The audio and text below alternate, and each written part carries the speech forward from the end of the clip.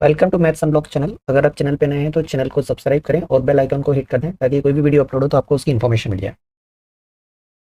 Building course के इस section में हम सर्कल के बारे में जानेंगे। तो देखिए, सर्कल से रिलेटेड एक चीज़ तो आपको पता है कि रेडियस और डायमीटर, ये मुझे बताने की ज़रूरत नहीं है। आई होप ये सबको पता ही होगा कि रेडियस क्या है और डायमीटर क्या है। ठीक है, रेडियस क्या होती है? सर्कल के सेंटर से लेकर बाउंड्री पॉइंट तक जो जाता है लाइन सेगमेंट, ये होता है रेडियस, यहाँ सेंटर से। और अगर ऐसा कोई लाइन सेगमेंट है जो एक पॉइंट से दूसरे पॉइंट तक जा रहा है और सेंटर से हो रहा है तो वो होता है डायमीटर। ये पूरा डायमीटर है, एक तरह से ये कॉर्ड का पार्ट है। कॉर्ड क्या होता है? ऐसी लाइन सेगमेंट जो सर्कल के दो बाउंड्री पॉइंट को ज्वाइन करे, ये होती है कॉर्ड। कॉर्ड रेडियस और ये पूरा है डायमीटर। अब इसमें आर्क जो आता है, इससे ज़्यादा कंसेप्ट आता है कि आर्क क्या होता है। तो देखिए, सर्किमफेरेंस या बाउंड्री। सर्किमफेरेंस क्या होता है? सर्कल के केस में सर्किमफेरेंस होती है उसकी पेरीमीटर, मतलब बाउंड्री। पेरीमीटर, या आप इसे बाउंड्री भी कह सकते हैं। अगर आप कोई सर्कुलर फील्ड को बाउंड्री कर रहे हैं तो वो उसकी सर्किमफेरेंस काउंट होगी। ये सर्किमफेरेंस पूरी है, और अगर हम इसका कोई पार्ट लेते हैं तो उसे कहते हैं आर्क। तो आर्क क्या होता है? पार्ट ऑफ सर्किमफेरेंस या पार्ट ऑफ बाउंड्री। इसके लिए मैथ्स में स्टैंडर्ड वर्ड है सर्किमफेरेंस, तो हम वही यूज करेंगे, पार्ट ऑफ सर्किमफेरेंस। सर्किमफेरेंस का पार्ट होता है आर्क। तो देखिए, अगर आप सर्कल को दो पार्ट में डिवाइड करेंगे तो यहाँ से ये पॉसिबिलिटी है कि एक पार्ट छोटा एक पार्ट बड़ा हो। अगर ऐसा होता है कि एक पार्ट छोटा एक पार्ट बड़ा, तो ये जो छोटा पार्ट है इसे हम कहेंगे माइनर आर्क, और जो बड़ा पार्ट है उसे कहेंगे मेजर आर्क। और अगर दोनों ही पार्ट बराबर हो जाए, जब माइनर आर्क भी नहीं रहे और मेजर आर्क भी नहीं रहे, मतलब दोनों ही इक्वल पार्ट है, दोनों इक्वल हो जाए, मतलब सर्कल के जो पार्ट्स हैं वो इक्वल आर्क हो जाए। इक्वल आर्क तब हम कहते हैं उसे सर्कल का आधा हिस्सा, दैट इज सेमी सर्कल। तो सेमी सर्कल क्या होता है? हाफ ऑफ सर्कल, सर्कल का आधा हिस्सा, इसको बोलते हैं सेमी सर्कल। ठीक है, नेक्स्ट है सेक्टर और सेगमेंट। इसमें बहुत सारे लोग कंफ्यूज रहते हैं कि सेक्टर क्या है और सेगमेंट क्या है। तो देखिए, बाय डेफिनेशन सेगमेंट जो है वो एरिया है किसके बीच में? कॉर्ड एंड आर्क के बीच में। तो सेगमेंट जो होता है वो होता है area between arc and chord, ये होता है सेगमेंट। ठीक है, रियल लाइफ से अगर हम कनेक्ट करें तो ये लाइक कुकी, कोई भी कुकी बिस्किट आप मान लो राउंड शेप में, कोई भी कुकी है उसका पार्ट करेंगे तो वो आपको सेगमेंट फॉर्म में ही दिखेगा। और अगर हम सेक्टर की बात करते हैं तो सेक्टर जो होता है वो होता है area between arc and two radii. दो रेडिया मतलब दो रेडियस और आर्क के बीच का एरिया, वो होता है सेक्टर। जैसे यहाँ पर आर्क में माइनर मेजर है, ऐसे ही सेक्टर और सेगमेंट में मेजर और माइनर होते हैं। अगर आपने माइनर आर्क ली तो माइनर सेगमेंट मिलेगा, मेजर आर्क ली तो मेजर सेगमेंट। माइनर आर्क ली तो माइनर सेक्टर बनेगा, मेजर आर्क ली तो मेजर सेक्टर, दोनों यही है। तो ये सेक्टर और सेगमेंट में फ़र्क है। सेक्टर रियल लाइफ में क्या दिखता है? जैसे स्लाइस ऑफ पिज़्ज़ा, राइट? जो पिज़्ज़ा की स्लाइस होती है वो आपको इसी शेप में दिखेगी। ये देखिए, यहाँ पर आपको ये लेफ्ट वाला कुकी दिख रहा है, और ये देखिए ये एक पिज़्ज़ा दिख रहा है।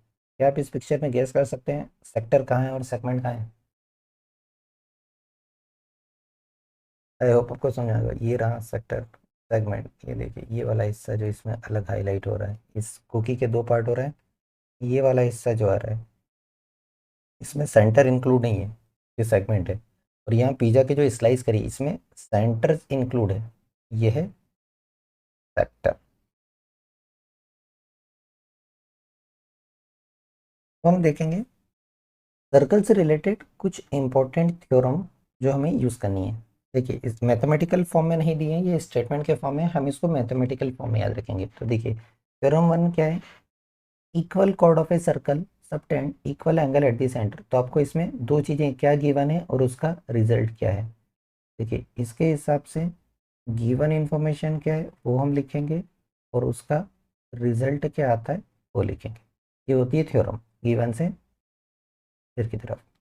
देखिए गिवन क्या है, इक्वल कॉर्ड्स है, तो इसमें दो कॉर्ड्स कौन सी दिख रही हैं, ए बी और सी डी। मतलब हमें ये दिया है ये ए बी और सी डी इक्वल है, ये दोनों कॉर्ड्स इक्वल है। ठीक है, और क्या प्रूव करना है, subtend equal angle at the centre. मतलब इसका रिजल्ट है जो सेंटर एंगल है वो इक्वल है।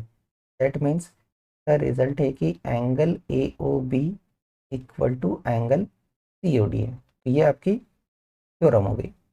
ठीक है, जब हम इसका कन्वर्स पार्ट करते हैं तो कन्वर्स पार्ट में जो आपका रिजल्ट था वो गिवन हो जाएगा और जो गिवन था वो रिजल्ट हो जाएगा। मतलब ये दोनों चेंज हो जाएंगे, तो अब गिवन कुछ और हो जाएगा और रिजल्ट कुछ हो जाएगा। तो कन्वर्स पार्ट में देखिए क्या बोला है, if the angle subtended by the chords of a circle at the centre are equal. मतलब यहाँ पर ये जो एंगल है वो इक्वल दिए हैं, तो अब जो रिजल्ट था पहले वो हमारा गिवन हो जाएगा। अभी आपको गिवन है कि angle A O B angle C O D equal है, सेंटर एंगल इक्वल है, तो इसका रिजल्ट क्या है, रिजल्ट है कि कॉर्ड्स इक्वल है। दैट मीन्स ये A B C D equal है। नेक्स्ट थ्योरम देखिए, थ्योरम है the perpendicular from the centre of a circle to a chord bisect the chord. किसकी बात कर रहे हैं, परपेंडिकुलर, कहाँ से, सेंटर से कॉर्ड तक किसकी। मतलब यहाँ पर थ्योरम के अकॉर्डिंग चलें तो क्या गिवन है वो हम लिख लेते हैं। ठीक है, जब हम इस थ्योरम के कंसेप्ट पे चलते हैं तो यहाँ से गिवन और प्रूव हम लिख लेते हैं, क्या गिवन है और क्या प्रूव है, तो रिजल्ट क्या है। तो गिवन क्या है और उसका रिजल्ट क्या है। यहाँ पर जो आपको गिवन है किसकी बात कर रहे हैं, perpendicular from the centre of the circle. Centre O है और ये ए बी यहाँ पर कॉर्ड है, इस पे परपेंडिकुलर कहाँ आ रहा है, ओ सी आ रहा है। दैट मीन्स ये ओ सी आपको गिवन है परपेंडिकुलर किस पे, ए बी पर। ठीक है, और इसका रिजल्ट क्या है, इसका रिजल्ट है कि ये बाइसेक्ट करता है कॉर्ड को। तो रिजल्ट है कि कॉर्ड के दो इक्वल पार्ट हो गए। तो यहाँ पर देखिए ए सी और बी सी दोनों इक्वल हो जाएंगे। इसका रिजल्ट ये है कि ए सी बी सी दोनों पार्ट इक्वल हैं और दोनों इस कॉर्ड के आधे हिस्से हैं। दैट मीन्स दोनों ही हाफ ऑफ ए बी हो जाएंगे। अब इसका हम कन्वर्स पार्ट देखें थ्योरम का, तो कन्वर्स में क्या हो जाएगा, गिवन और रिजल्ट इंटरचेंज हो जाएंगे। जो हमारा रिजल्ट था वो गिवन बन जाएगा और जो गिवन था वो रिजल्ट हो जाएगा, मतलब इसका आउटपुट। देखिए यहाँ बोला है the line drawn through the centre of a circle to bisect the chord. Chord को बाइसेक्ट करने वाली लाइन कहाँ से आ रही है, सेंटर से आ रही है। दैट मीन्स हमें गिवन है कि जो लाइन आ रही है ओ से सी तक ये कॉर्ड को बाइसेक्ट कर रही है। तो हमें ये गिवन है कि ये ए सी बी सी इक्वल है, मतलब ये दोनों हाफ पार्ट हैं ए बी के, ये हमें गिवन है। तो इसका रिजल्ट क्या है कि ये परपेंडिकुलर है कॉर्ड पर। इसका रिजल्ट ये जो लाइन आ रही है सेंटर से ओ सी, ये परपेंडिकुलर है इस कॉर्ड ए बी पर। तो गिवन और रिजल्ट दोनों इंटरचेंज हो गए। ये सारी थ्योरम का स्टेटमेंट आपको याद नहीं है तो मैथमेटिकल वे याद रखिए। स्टेटमेंट से फर्क नहीं, हमें पता होना चाहिए गिवन क्या है और उसका रिजल्ट हमें क्या यूज़ करना है। ठीक है, बाकी मैथमेटिकल वे में ही याद रखना है, थ्योरी नहीं। नेक्स्ट थ्योरम देखिए, यहाँ थ्योरम का स्टेटमेंट क्या है, गिवन है equal chords of a circle. मतलब हमें यहाँ पर गिवन है कि दो कॉर्ड्स इक्वल है, तो chord A B C D दिख रही है। दैट मीन्स यहाँ पर गिवन है कि ये ए बी और सी डी ये दोनों इक्वल है, ये दोनों कॉर्ड्स इक्वल है।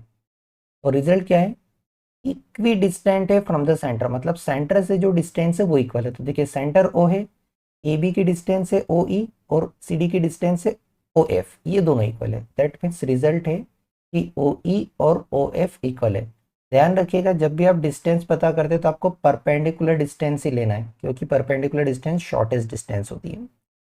इसका कन्वर्स पार्ट देखें तो देखिए कन्वर्स पार्ट में ये है chords equidistant from centre. ऐसी कॉर्ड जो सेंटर से इक्वल डिस्टेंस पर है। दैट मीन्स हमें यह बोल दिया कि ये ओ ई और ओ एफ डिस्टेंस इक्वल है। गिवन और रिजल्ट इंटरचेंज हो जाएंगे कन्वर्स में। अब ये हमारा गिवन हो गया और इसका रिजल्ट क्या आया, ये जो कॉर्ड्स हैं इनकी लेंथ इक्वल है, मतलब A B C D equal है, ए बी और सी डी ये इक्वल है। नेक्स्ट थ्योरम देखिए, यहाँ पर क्या बोला गया है, the angle subtended by arc at the centre. तो एंगल किससे बन रहा है, आर्क से बन रहा है सेंटर पर। मतलब हमें ये एंगल ए बी दिया आर्क से एंगल जो बन रहा है सेंटर पर। इस एंगल की बात हो रही है। ये एंगल ए ओ बी जो आर्क से सेंटर पर बन रहा है ये दिया है, ये कहाँ बन रहा है? सेंटर पर। Angle by arc at centre, ये वाला एंगल दिया। और इसके बारे में क्या बोला है? डबल है किसके? Angle subtended bye tune any point on the remaining part of the circle. तो दूसरा एंगल कहाँ दिया है? सी पॉइंट पर। एंगल ए सी बी दिया है, ये किससे बन रहा है? ये इसी आर्क से बन रहा है। एंगल बाय आर्क कहाँ बन रहा है? Remaining part of the circle पर, at remaining part of circle, remaining part of circle. तो इसमें इंपॉर्टेंट क्या है? आपको आर्क दी है और सेंटर दिया है। इसका रिजल्ट क्या है? जो सेंटर वाला एंगल है ये डबल है किसके? रिमेनिंग पार्ट वाले एंगल के। दैट मीन्स जो एंगल ए ओ बी है, सेंटर वाला एंगल, ये डबल होगा किसके? रिमेनिंग पार्ट वाले एंगल ए सी बी के। ठीक है, हम ऐसा भी कह सकते हैं जो रिमेनिंग पार्ट वाला है वो इसका हाफ होगा। ऐसा भी कह सकते हैं कि जो रिमेनिंग पार्ट वाला एंगल है ए सी बी, ये आधा हो जाएगा ए ओ बी का। इसकी भी बहुत सारी एप्लीकेशन होती है। और रिमेनिंग पार्ट कहाँ पे हो सकता है? इस ए बी आर्क जो आपने ली है, इस ए बी आर्क को छोड़कर कहीं भी लेना है आपको। ठीक है, रिमेनिंग पार्ट वहाँ पर होगा। इस ए बी आर्क, ये हमारी आर्क है, इसके अलावा कहीं का भी पॉइंट रिमेनिंग पॉइंट कहलाएगा।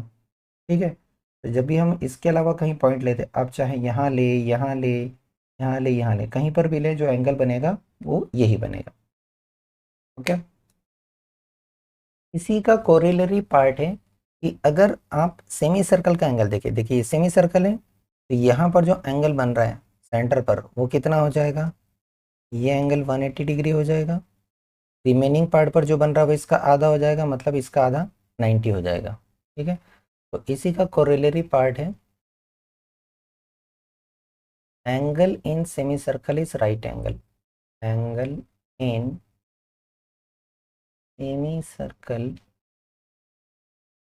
Is right angle.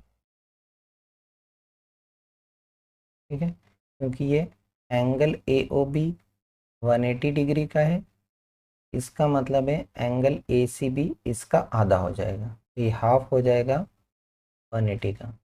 तब एंगल ए सी बी हमें मिल जाएगा 90 डिग्री का। तो जहाँ भी सेमी सर्कल बन रहा है ये कंसेप्ट यूज हो जाता है, बताने की जरूरत नहीं, आपको फिगर देख के पहचानना आना चाहिए। Thank you for watching. अगर आपको वीडियो पसंद आया है तो प्लीज़ लाइक करें और कमेंट करें, और चैनल पर नए हैं तो सब्सक्राइब करें और अपने दोस्तों को सजेस्ट करें।